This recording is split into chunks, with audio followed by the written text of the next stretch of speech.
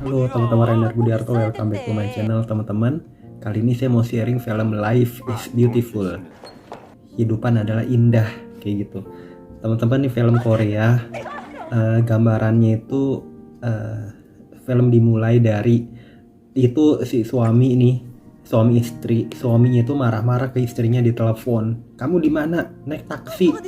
Istrinya udah santai aja. Sepertinya mungkin sudah feeling dia akan cepat meninggal atau mengalami sakit yang sudah agak parah kayak gitu.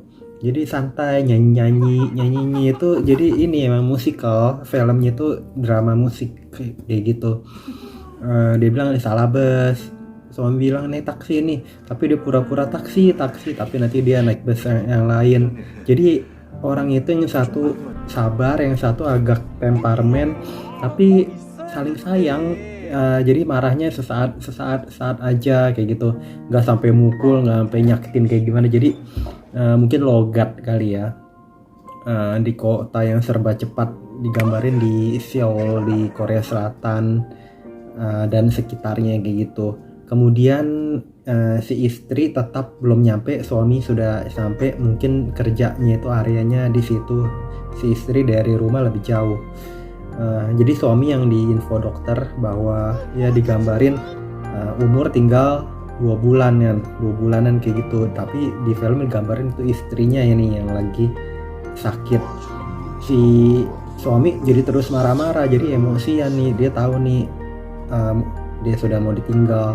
Jadi digambarin dia seperti apa ya, sakit paru-paru, batuk, jadi batuk dan itu nggak tahu penyebabnya, dia nggak ngerokok segala, digambarin di film. Kemudian disampaikan ke istrinya masih santai, yang bener 2 bulan dia bilang kayak gitu. Ya udah akhirnya ya digambarin lagi di rumah, dia itu sebagai ibu rumah tangga banyak diperintah-perintah sama anaknya, disuruh cari stocking saya mana kayak gitu, ngeringin baju, ini masih rada basah bajunya, pakaian. Terus suaminya naruh pakaian kotor ke lantai gitu aja. Istrinya betul-betul sabar, dia nggak ngeluh nggak apa, dia cuma bilang saya seumur hidup nikah sudah 30 tahun tidak merasakan apa ya, diajak apa, bahkan ulang tahunnya saja nggak inget suami segala kayak gitu. Dia nggak nuntut apa-apa, dia hanya ingin dihargain, ingin apa ya, diucapin mungkin terima kasih, diajak jalan kemana. Ini di full di apartemen saja kayak gitu digambarin. Akhirnya suatu waktu dia kesel, dia ngeluap, dia bilang dia mau pisah kayak gitu. Umurnya juga tinggal sebulanan lagi dong kayak gitu. Ini prediksi dokter. Kemudian dia bilang dulu dia ada cinta pertama.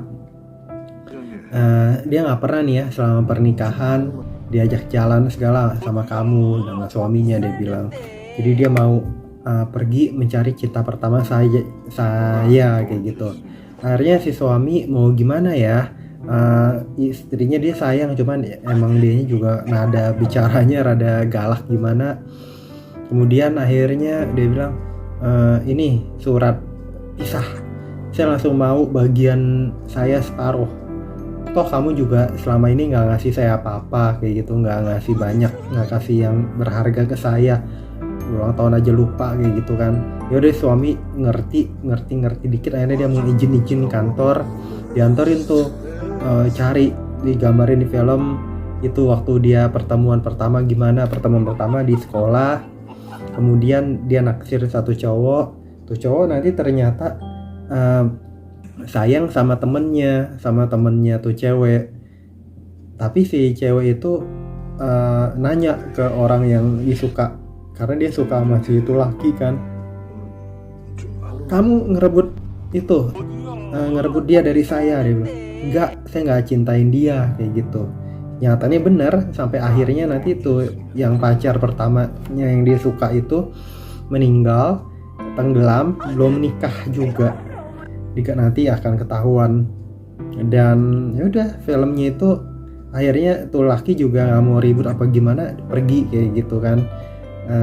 Si itu bingung, itu nggak sekolah di sana lagi, itu penyebabnya apa, tetap jadi misteri.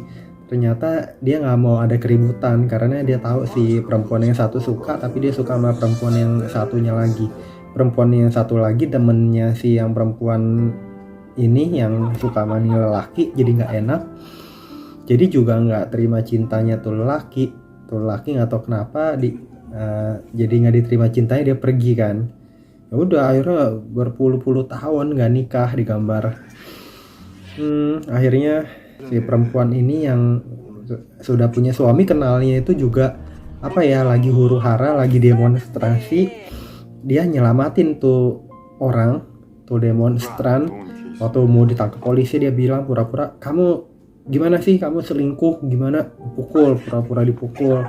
Karena itu polisi tahu ini orang, ini bukan orang demonstran nih, ini orang lagi punya hubungan, lagi konflik internal gitu. Akhirnya ditinggal, nggak jadi tangkap.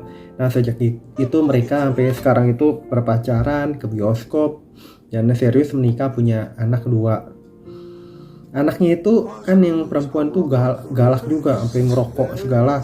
Begitu ketahuan di sekolah dia ngerokok, dimarahin habis sama ibunya. Kamu ngapain ngerokok gini? Si sekolahnya juga, gurunya juga sudah mau tegur, mau nyentuh gitu, mau mukul, tapi nggak, pura-pura sebetulnya. Tapi orang tuanya begitu ngeliat ibunya, kamu ngerokok, kamu ini sakit apa, kamu mau mati cepet, dia bilang gitu. Sampai rumah juga masih ribut.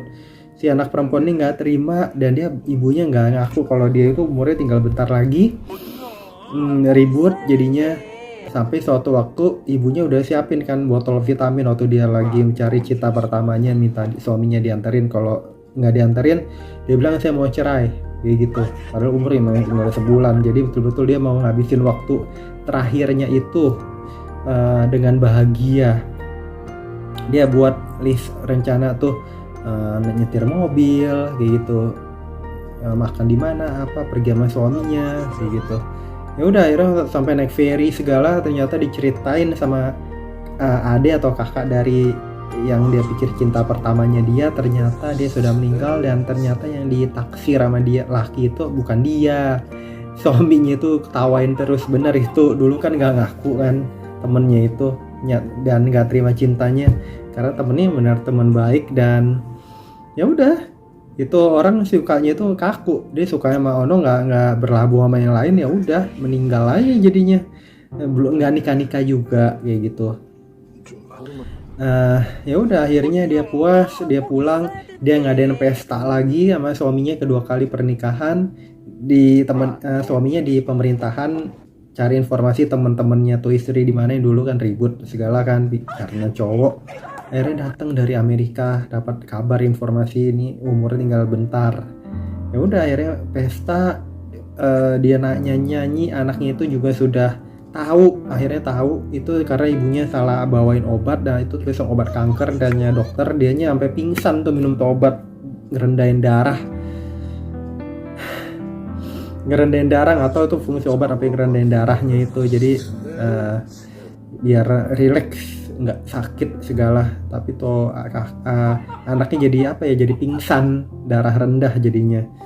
Ya udah, tawan anaknya juga nangis. Dia ibunya pesan ke teman-teman kolega, kalau anaknya ngerokok tolong ditegur, kalau lakinya itu ada salah tolong ditegur, supaya mereka menjadi anak-anak baik, dan minta maaf kalau kesalahan dia kayak gitu. Jadi berakhirnya itu perpisahan itu apa ya, menyedihkannya itu, tapi dipersiapkan dengan baik kayak gitu teman-teman. Ya udah akhirnya nggak digambarin waktu dia lagi pemakaman segala, pokoknya hilangnya kayak gitu.